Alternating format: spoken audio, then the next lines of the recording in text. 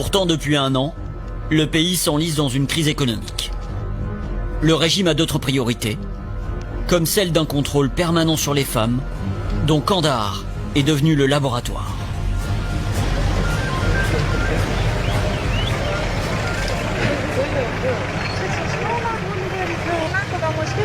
Quelle est la règle pour les taxis? Les femmes sont dans le coffre car elles ne sont pas autorisées à s'asseoir sur les sièges.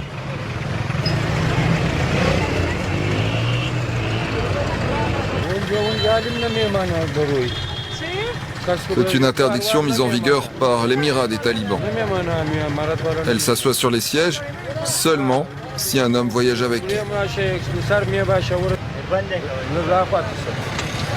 Les lois se succèdent. Les restrictions s'accumulent. Travail, déplacement, éducation. L'ordre taliban est en marche. Les partisans de la première heure s'en félicitent. La ville n'a jamais été aussi sûre qu'aujourd'hui. Il n'y a plus de voleurs, plus de criminels. Par exemple, si tu déposes de l'argent sur un mur, personne n'osera y toucher pendant 20 ans.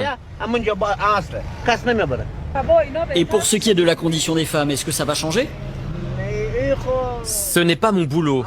Nos dirigeants savent quoi faire. Je n'ai pas le droit de dire quoi que ce soit à ce sujet.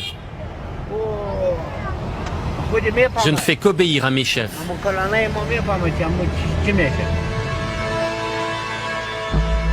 À Kandahar, rares sont ceux et celles qui osent aller à contre-courant du discours.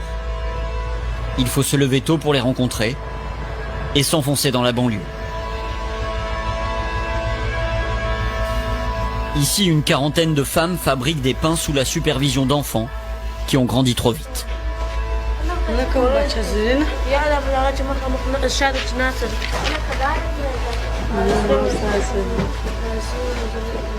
Ils sont contremaîtres, boulangers. Surtout, ils sont les seuls autorisés à côtoyer les femmes, à croiser leur visage.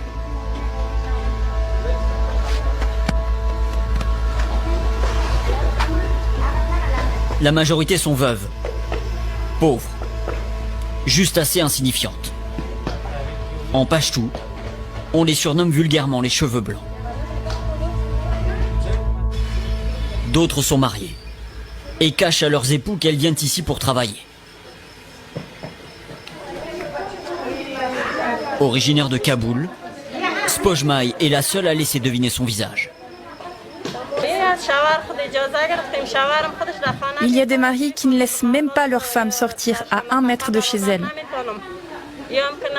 Sauf quand ils se rendent compte qu'il n'y a plus de nourriture pour eux, ils laissent faire, comme par hasard.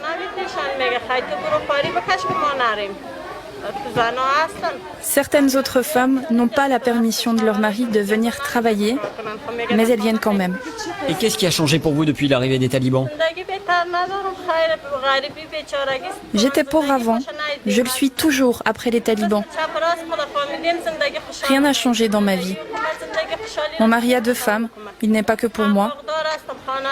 Je n'ai pas eu un seul moment de bonheur dans ma vie. Peut-être que c'est Dieu qui a voulu ça comme ça.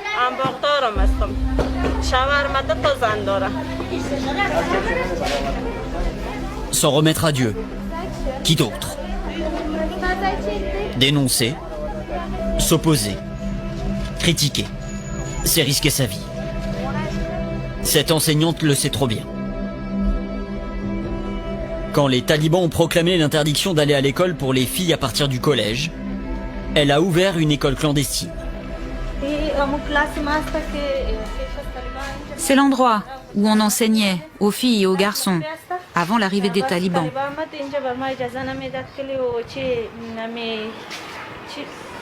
Quand ils ont appris que nous dirigions une école ici, ils ont interdit notre école. Nous n'étions plus autorisés à enseigner.